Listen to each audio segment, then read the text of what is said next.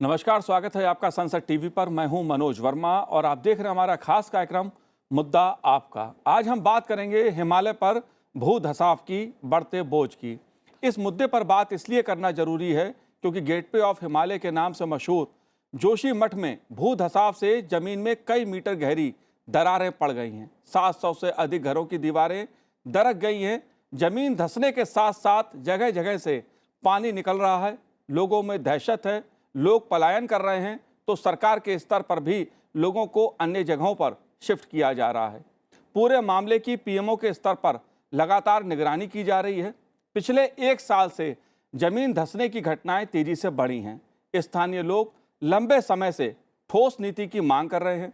जोशीमठ शहर high risk वाले भूकंपीय जोन में है, इसलिए जोशीमठ हम सबके लिए एक वार्निंग है। आखिर जोशीमठ में भू धसाव क्यों हो रहा है, क्या कारण है इसके पीछे, इसे जानने समझने की कोशिश करेंगे। चर्चा करने के लिए खास मेहमान हमारे साथ जुड़े हुए हैं। भूकंप विज्ञान केंद्र के निदेशक डॉक्टर ओपी मिश्रा जी हमारे साथ जुड़े हैं। ओपी जी, आपका स्वागत है संसद टीवी पर। साथ ही हम बात करेंगे कुमाऊं विश्वविद्यालय नैनीताल के विज्ञान संकाय के पूर्व डीन प्रोफेसर चारू सी पंत जी से। चारू जी, आपका भी स्वागत है। और हमारे साथ जुड़े हुए हैं आईपीआई के global sector head CCS Avinash Mohanty ji. Avinash ji, आपका भी स्वागत है। और साथ में हम बात करेंगे डॉक्टर सूर्य प्रकाश जी से, जो प्रमुख हैं भू मौसम संबंधी जोखिम प्रबंधन प्रभाग एनआईडीएम से। और शुरुआत डॉक्टर सूर्य प्रकाश जी मैं आपसे ही करूंगा, क्योंकि एक बड़ी घटना जिसका हिमालय में काफी असर देखने को मिल रहा है, जोशीमठ इस समय सुर्खियों में है। और सुर्खियों में इसलिए है क्योंकि भू धसाव हो रहा है, लोगों में दहशत है। आप इस घटना को कैसे देखते हैं? क्या कारण है इसके पीछे, क्या वजह है इसके पीछे? देखिए, ये जो घटना जोशीमठ में अभी आजकल जी। घटनाएं हिमालय क्षेत्रों में विभिन्न भागों में होती रही हैं।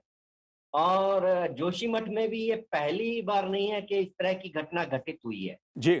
जहां भी पहाड़ पर ढाल है, वो गुरुत्वाकर्षण की वजह से नीचे आती है और उसकी वजह से जमीन में जो धसाव होता है, उस पर जितनी भी संरचनाएं हैं, चाहे वो भवन हो, चाहे वो सड़क हो या पुल हो, उनके धंसने की संभावनाएं रहती हैं। तो ये सब तब होता है जब या तो वहां पे कोई भूस्खलन पहले से हो, जी। या कोई नया भूस्खलन उत्पन्न हो जाता है वहां पे होने वाली गतिविधियों की वजह से। हम पहाड़ों पर ढालों को, पर्यावरण को बदल रहे हैं और उनका स्वरूप बदलने से उनके जो एडवर्स कंसिक्वेंसेस हैं वो भी हमें देखने को मिलते हैं। तो जो जोशीमठ में 700 घरों में आपने रिपोर्ट किया दरारें पड़ी हैं और डैमेजेज हुए हैं, उसका क्षति का सबसे बड़ा कारण है वहाँ की जो ढाल है और जमीन है उसका अस्थिर होना। और उस अस्थिरता की वजह हमारे विभिन्न कारण हो सकते हैं, जी। जिसको हमें अध्ययन करने की जरूरत है और जिनको हमें संभालने की जरूरत है। भूस्खलन के दृष्टिकोण से ये क्षेत्र पहले से संवेदनशील है और इसके अलावा यहाँ पर भूकंप की भी काफी संभावनाएं होती है। जी। तो भूकंप और वर्षा या बर्फ पड़ने की वजह से और मानवीय गतिविधियों की वजह से भूस्खलन की संभावनाएं काफी बढ़ जाती हैं और इसकी वजह से हमारे भवनों और बाकी संरचनाओं को दुष्प्रभाव पड़ता है और जी। नुकसान होता है, जी। जो हमें आज जोशीमठ में देखने को मिल रहा है। जी। बिल्कुल। दरअसल जोशीमठ में इससे पहले भी कई घटनाएं सामने आ चुकी हैं, लेकिन इस बार जिस प्रकार से दरारें बड़े पैमाने पर सामने आ रही हैं, चर्चा इसलिए हो रही है क्योंकि जो हिमालय पर बोझ बढ़ा है, जिस प्रकार से जलवायु परिवर्तन का असर हो रहा है, उसके परिणाम, जिस प्रकार से शहरीकरण तेजी से बढ़ा है, उसका असर देखने को मिल रहा है। प्रोफेसर चारू जी, आप कैसे देखते हैं जोशीमठ की घटना को? क्योंकि तमाम सवाल खड़े हो रहे हैं, इसके पीछे वजह क्या है, क्या कारण है इसके पीछे? जी हाँ, जो मुख्य मैं समझता हूँ जो कारण है, एक तो ये उच्च हिमालय क्षेत्र में आता है। दूसरी बात ये है कि जो बहुत यहाँ के स्लोप्स हैं, स्लोप्स बहुत स्टीप हैं और ये जनरली डीप स्लोप्स हैं।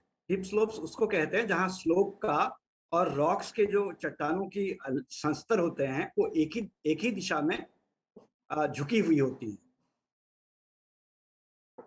जहाँ तक तो इसकी बात है जोशीमठ। जोशीमठ से लेकर के नीचे हमारा वो जगह है विष्णुप्रयाग जी तक अगर हम प्रोफाइल देखें तो कई जगह कॉन्वेक्स स्लोप्स हैं।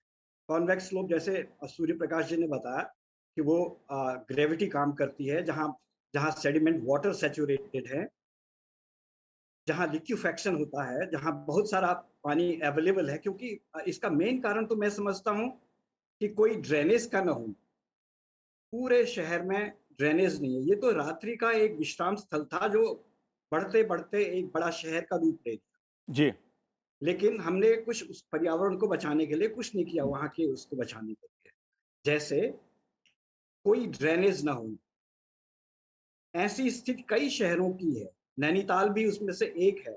लेकिन नैनीताल में तो ब्रिटिशर्स ने 1885 में ही पूरे 64 नाले हैं। ऐसे ही यहाँ भी नालों को बनाने की जरूरत है। नाले माने जिससे पानी सरफेस रन ऑफ को आप कंट्रोल करके सुरक्षित जगह में उसका निकास करें। जी एक तो ये बात है। दूसरी बात ये है, जो आज अगर आपने देखा होगा, क्लिपिंग्स देखी होंगी वहां की, तो उसमें जो गंदला पानी निकल रहा है, turbid water is oozing out from the slopes and from the springs. ये इंडिकेट करता है कि पोर वाटर प्रेशर, ये पानी ही है जो मिसचीफ करता है। किसी भी लैंडस्लाइड या किसी भी स्लोप इंस्टेबिलिटी का जो मुख्य कारण है वो है स्लोप का अनस्टेबल होना, पानी की निकासी का प्रॉपर न होना। पानी रंध्रों के अंदर, फ्रैक्चर्स के अंदर चला जाता है और ये प्रेशर जनरेट करता है। प्रेशर जनरेट करने पे पूरे का पूरा स्लोप फेल हो जाता है। तो अभी की घटना जो है उसमें टर्बिडिटी, जो पानी अंदर से निकल रहा है उसके साथ टर्बिड है, यानी उसकी लिक्विफैक्शन हो रहा है। जी लिक्विफैक्शन में क्या होता है, सेडिमेंट पार्टिकल भी बॉयंट हो जाते हैं। वो पानी के साथ बह करके उसका बिहेवियर सॉलिड ना हो करके फ्लो की तरह होता है। तो जी ये उसके कारण है। जी जहां तक उसकी बात है, मैं 2-3 चीजें हैं जिनको शेयर करना चाहता हूं। एक तो वहां की रॉक्स, शिस्ट और नाइसिस का इंटरब्रीडिंग है, जहां पर दो कॉन्ट्रास्टिंग लिथोलॉजीज होती हैं, दो अलग अलग तरह की चट्टानें, आपस में संबंध होता है। और बहुत सारे शेयर जोन्स। शेयर जोन माने जिनमें वो एरिया जहां पर रॉक्स पास्ट में मूव की हैं, उनमें मूवमेंट हुआ है, हलचल हुआ है। वैसे भी ये अर्थक्वेक इस एरिया में तो आते रहते हैं। जी जी बहुत सेंसिटिव एरिया है जो ये पूरा। बिल्कुल उत्तरकाशी, चमोली डिस्ट्रिक्ट और पिथौरागढ़ डिस्ट्रिक्ट और बागेश्वर डिस्ट्रिक्ट, जी ये बिल्कुल हमारे एरिया के साइस्मिकली बहुत ही एक्टिव रीजन है। यहाँ होता रहता है, ये चीजें होती रहती है। तो ये शायद कोई ट्रिमर आया हो, या अभी तो शुक्र है कि ये ड्राई पीरियड है। अगर यही चीजें बरसात में होती तो औली से लेकर के विष्णुप्रयाग तक का जो पूरा इलाका है जी ये खतरे की जद में है। अब जी आप कहेंगे बिल्कुल। कि ये इसी बार क्यों हो रहा है? मैं केवल जोशीमठ की घटना का उदाहरण दे रहा हूं क्योंकि तात्कालिक घटनाएं वहां पर घटित हुई हैं। लेकिन अगर हिमालय की बात मैं करूं तो तमाम ऐसे शहर हैं इस समय उत्तराखंड के जो खतरे के ऊपर बैठे हुए हैं एक तरह से, चाहे बात भूकंप की हो, भूस्खलन की हो, या तमाम ऐसे मुद्दे हों। डॉक्टर ओपी मिश्रा जी, आप कैसे देखते हैं इस पूरी घटना को? क्योंकि तमाम तरह की बात कही जा रही है कि जिस प्रकार से सड़कों का निर्माण, विकास कार्य तेजी से हुए हैं, क्या वो वजह है? क्या ये वजह है कि वहां पर कुछ विद्युत परियोजनाएं शुरू की गई, टनल की बात भी आ रही है, क्या ये सब वजह भी है? देखिए, मुझे बहुत अच्छा लगा मेरे दो पूर्व के मेरे स्पीकर्स जो प्रकाश डाले हैं। आप यदि सेस्मोटेक्टोनिक सेटिंग देखें जोशीमठ के अगल बगल, तो ये मेन सेंट्रल थ्रस्ट जिसमें मुशियारी थ्रस्ट एक पार्ट है, इट वाज हाईली सेस्मिकली एक्टिव। और ये जो घटनाएं घट रही है कोई आज का नहीं है। आप देखेंगे कि चामोली का जो अर्थक्वेक हुआ था 1999 में, जी उसके बाद जो काफी जो है आफ्टर शॉक्स हुए, उसके बाद बहुत से छोटे छोटे अर्थक्वेक करके रिलीज हुए। और अभी आप देखिएगा कि 8 अक्टूबर 2022 को 3.9 अर्थक्वेक 70 किलोमीटर के पेरीफेरी में बागेश्वर में हुआ था। तो ये तो हुआ micro earthquake. There are many जो माइक्रो लेवल अर्थक्वेक जिसकी मैग्नीट्यूड 2.5 1.2 जो कि टोटली जो है ब्रिटल फोलियो रॉक क्रैक से होता है। और प्रॉब्लम यह है कि रॉक की जो वीकनेस जो है because of the seismogenic factors, stress level दिन पर दिन घट रहा है। यहाँ तो सीमेंटिंग फैक्टर है नहीं, जो भी हमारे हिमालय के रॉक्स जो अपने में सीमेंटेड है, जैसे प्रोफेसर साहब ने कहा सिस्ट और नाइसेज, वो भी एक्सपोज्ड है, काफी वेदरिंग हो रही है। उस वेदर को तो ऑलरेडी पर्कुलेशन ऑफ वाटर जो हो रही है और वाटर लेवल जो नीचे जा रहा है, जो कि एक बायोंसी का काम करता है स्टेबिलिटी ऑफ द रॉक का, यदि वही आपका बेसमेंट ही नीचे जाने लगे तो सारे रॉक मास नीचे सिंक करते हैं। तो ये सिंकिंग करने के लिए सेस्मोटेक्टोनिक फोर्सेज जो कि अर्थक्वेक के रूप में जो परिणत होते हैं वो, जी और जो डिफॉर्मेशनल एस्पेक्ट है, जियोडेटिक जो फोर्सेज है जिसको हम डिस्प्लेसमेंट करते हैं, वो रॉक में दिनानुदिन बढ़ रहा है। ये मतलब ये कि नेचुरल कॉजेज है, जो नेचुरल कॉजेज काफी ज्यादा इसमें योगदान कर रहा है। नेचुरल कॉज के चलते जो है ये जोशीमठ जो पूरी जो एरिया पेरीफेरी है, जो आपका चामोली अर्थक्वेक में several number of the earthquakes awkward every year. और आपको बताऊं कि यदि मैग्नीट्यूड यदि आप 5 के लीजिएगा जी तो उसका मैग्नीट्यूड जो है few giga tons of the energy that generates, 8000 tons of the explosive energy generates, magnitude 5। और उसके नीचे करेंगे तो आप जो है 6 से 7000 tons of the explosive of TNT energy generates. ये एनर्जी कहाँ जा रहा है? ये एनर्जी जो है पूरी जो है रॉक उसके ऑब्जर्व कर रहा है। रॉक के शेयरिंग और बियरिंग स्ट्रेंथ जब एक्सीड करता है तो रॉक टूट रहा है, और जब रॉक टूट रहा है तो जब उसकी कैपेसिटी ही नहीं है होल्ड करने की, जैसे आप अपने हाथ पर 5 केजी का वजन तब तक रखेंगे जब तक आपका हाथ न टूट जाए। जी तो ये हाथ जो है वो आपकी पूरी जो है कॉम्पिटेंट एक है, रॉक है। रॉक को तोड़ने के लिए आपकी सेस्मोजेनिक फोर्स, जियोडेटिक फोर्स और weathering effect of the precipitation of the water, और ये बहुत से क्रैक जहां पर है जो पर्कुलेटेड फ्लूइड्स उसमें जो है जमा हुआ है, वो एक कोरोशन का काम करते हैं। जो क्रैक हुआ उसमें पानी भरा हुआ है, बहुत दिन तक पानी भरने से केमिकल रिएक्शन से कोहेसिव फोर्स रॉक का जो है काफी वीक हो रहा है। तो जी ये नेचुरल प्रोसेसेस के चलते हो रहा है। अब प्रॉब्लम ये है कि लोगों में दहशत पैदा न हो, इसके लिए ये नेचुरल प्रोसेसेस को समझाएंगे और उसकी सोल्यूशन करनी है, जी उसकी गाउटिंग करनी है, वो जो क्रैक्स है उसके भरने हैं, जो क्रैक स्लोप पर जो गिरने वाले हैं उसको निकालना है, उसके लिए कुछ न कुछ इंजीनियरिंग सॉल्यूशंस वहां देने हैं। पैनिक नहीं करना है, क्योंकि जोशीमठ आज का नहीं है। और आप हिस्ट्री पूरा देखें 99 में प्री इंस्ट्रूमेंटल एरा में जी 1803 में भी अर्थक्वेक हुआ था 8.1 मैग्नीट्यूड का, 50 kilometre north of the Chamoli source zone.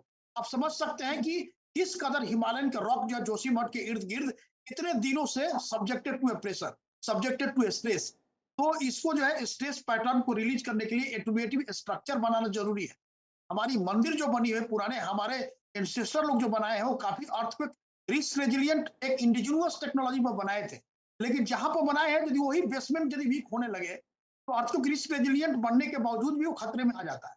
जी तो इसके बिल्कुल लिए अभी जो नया डिजाइन कोड्स है जो हम बना रहे हैं, उत्तराखंड का जो डिजास्टर मैनेजमेंट सेंटर, लेकिन इसके पहले हमारा नेशनल सेंटर फॉर सेस्मोलॉजी, जी हम उसको भी मॉनिटर करना चाहते हैं और भी सेस्मोग्राफ लगा के हम अपने टीम को आज गठित किया है। हमारी रुड़की आईआईटी से बातें हुई है से एक्सपर्ट से कि हम वहां पर लगाएं और देखें कि माइक्रो अर्थ लेवल के क्रैक्स किधर है, और किधर से रप्चर डायरेक्शन से इसका आके हील कर रहा है। तो जी वहां पर ये करना पड़ेगा।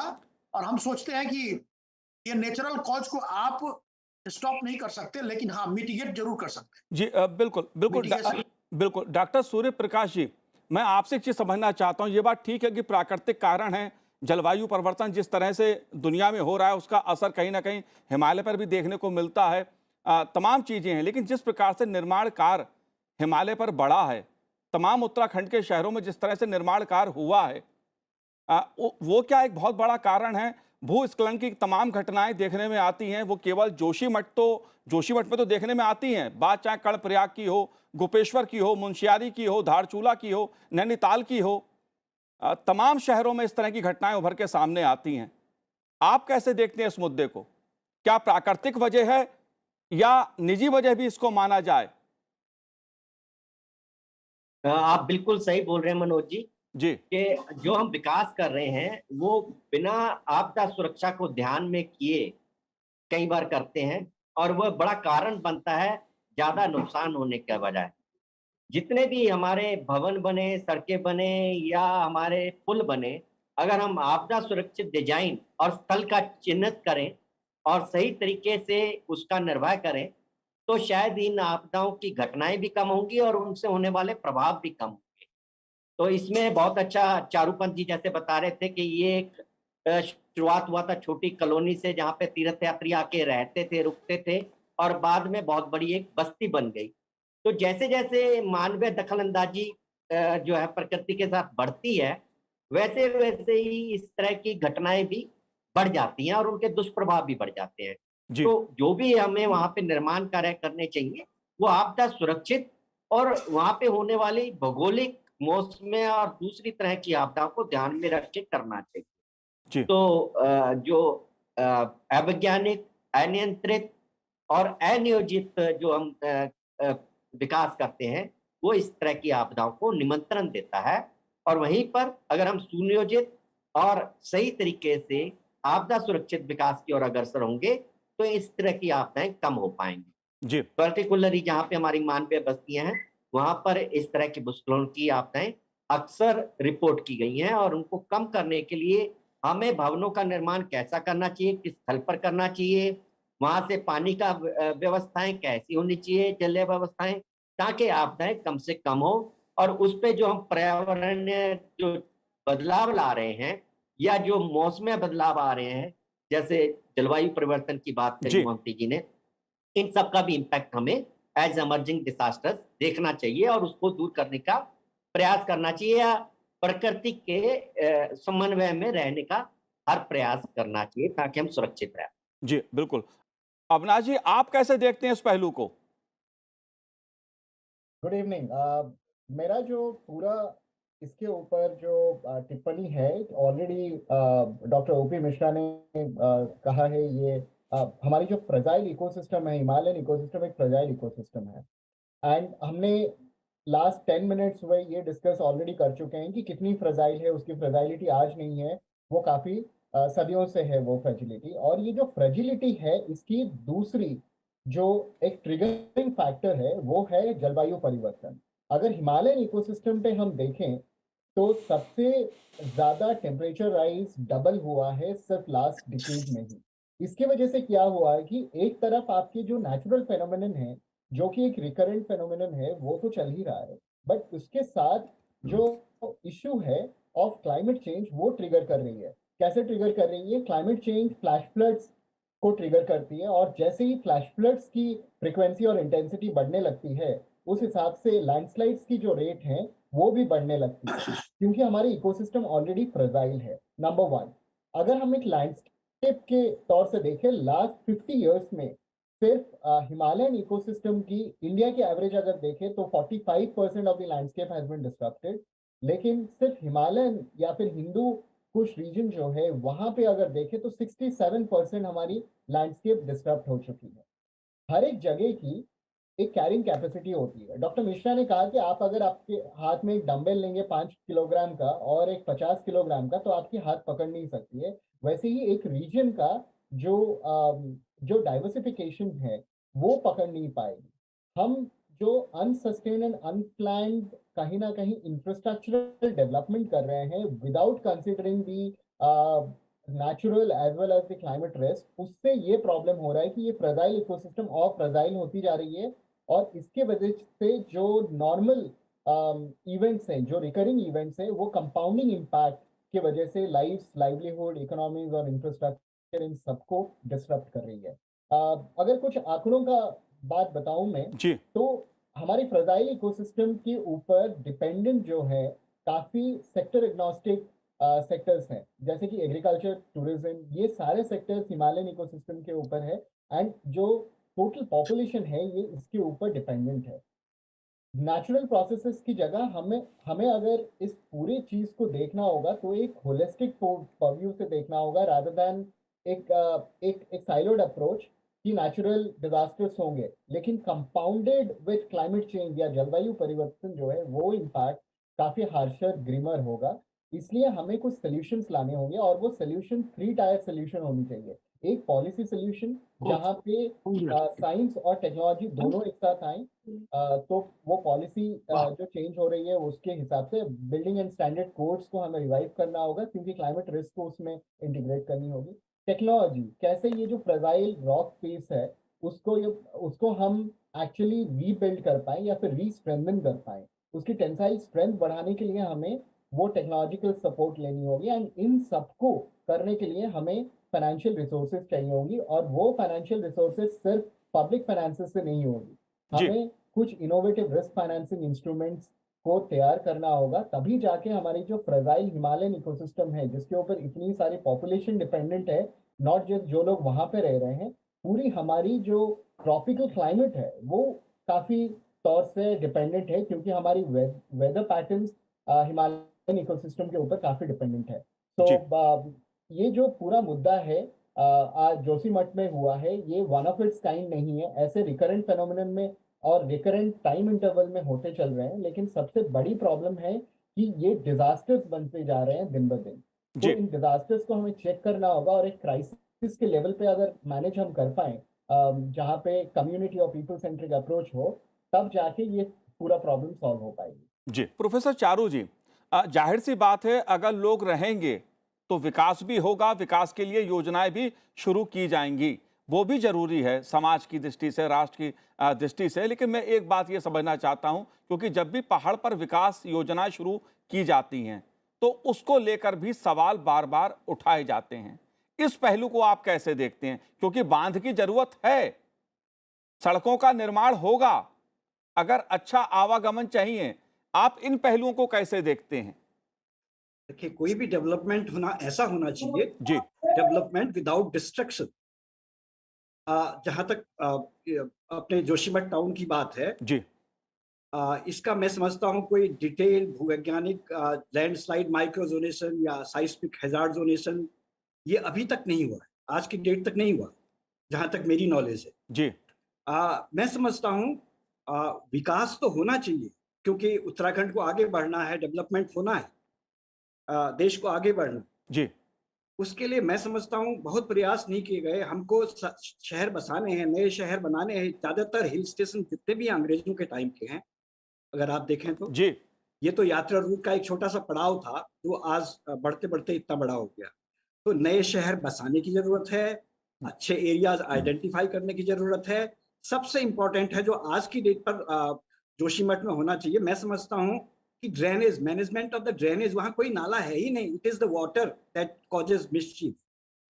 वो मेन उसका कारण जो है पानी है। पानी शेयरिंग स्ट्रेंथ कम करता है, पानी जी। पोर वाटर प्रेशर एग्जर्ट करता है। तो जितने भी कॉन्वेक्स स्लोप, ये स्लोप्स कॉन्वेक्स हैं, बल्जिंग आउटवर्ड, दैट इंडिकेट्स कि यहाँ स्लो एंड मूवमेंट लगातार हो रहा है। तो इसको रोकने की जरूरत है, और जहां पर लूज मटेरियल है उसको हटाने की भी जरूरत होती है। कई बार ये लैंडस्लाइड के एक्सपर्ट सूर्या प्रसाद, डॉक्टर सूर्या वहां पर हैं, उन्होंने भी जिक्र किया इसका। हमको कई हिस्से गिराने भी होंगे। जो जी। रोड्स का अलाइनमेंट है वो प्रॉपर होना चाहिए। रोड के वाइब्रेशन से जो ऑलरेडी स्लोप इनस्टेबल है, अनस्टेबल है, उसमें वो ट्रिगर का काम करते हैं। तो वहाँ वेहिकुलर ट्रैफिक अगर आप गए हो वहां, तो it has increased many hundreds of times. जी। ट्रैफिक है, हर समय गाड़ियां चलती हैं, बड़ी गाड़ियां चलती हैं, बहुत सारा आर्मी का भी वहाँ वो है, और इतने हाइड्रो पावर प्रोजेक्ट्स हैं, उनकी मशीनरी मूव करती है, उनके व्हीकल्स मूव करते हैं। तो उसको तो रोका नहीं जा सकता, लेकिन हमको ऑल्टरनेटिव डेवलपमेंट का मॉडल तो सजेस्ट करना पड़ेगा, जिसमें विकास हो लेकिन विनाश नहीं। जी बिल्कुल, मैं विकास इसको हो। आज की स्थिति के बिल्कुल। बारे में कहता हूँ कि ड्रेनेज सब। जी, विकास हो, विनाश ना हो। अब अविनाश मोहंती जी, समाधान की अगर बात की जाए, जाहिर सी बात है शहर हैं तो निर्माण कार्य होगा, लोगों की जरूरत के अनुसार भवन भी बनेंगे, होटल भी बनेंगे, सोसाइटी भी बनेंगी, लेकिन वो एक तरीके से हो। इस मुद्दे को आप कैसे देखते हैं? क्योंकि उत्तराखंड के जो शहर हैं उसमें ये बात चाहे नैनीताल की हो या देहरादून की हो या दूसरे शहरों की हो, ये सवाल अक्सर उठता है कि बड़े बड़े होटल बन गए हैं, बड़ी बड़ी इमारतें बन रही हैं, और भूकंप की दृष्टि से बहुत संवेदनशील क्षेत्र है। आप कैसे देखते हैं इस पहलू को? अविनाश जी, मैं आपसे जानना चाहता हूं इस बात को। Alright, so first of all हमें, जैसे प्रोफेसर चेतन ने भी कहा, ये कि हमें ये देखना होगा कि एक ग्रैन्युलर रिस्क असेसमेंट करनी होगी। और ग्रैन्युलर रिस्क असेसमेंट जब हो रही है, वहां पे हमें अर्थक्वेक असेसमेंट या फिर अर्थक्वेक रिस्क असेसमेंट को अलग तरीके से नहीं करना होगा। Rather than that, all the risk, compounding impact of risk, वो एक साथ होना चाहिए। क्लाइमेटिक, अक्लाइमेटिक, जितने भी रिस्क हैं, सबको एक साथ हमें रिस्क असेसमेंट करनी होगी, उसकी कंपाउंडिंग इंडेक्स की मैपिंग करनी होगी, एंड देन हमें आइडेंटिफाई करनी होगी at a block level, at at से 5 किलोमीटर रिजोल्यूशन में हमें मैप करनी होगी कि हॉटस्पॉट्स कौन सी है।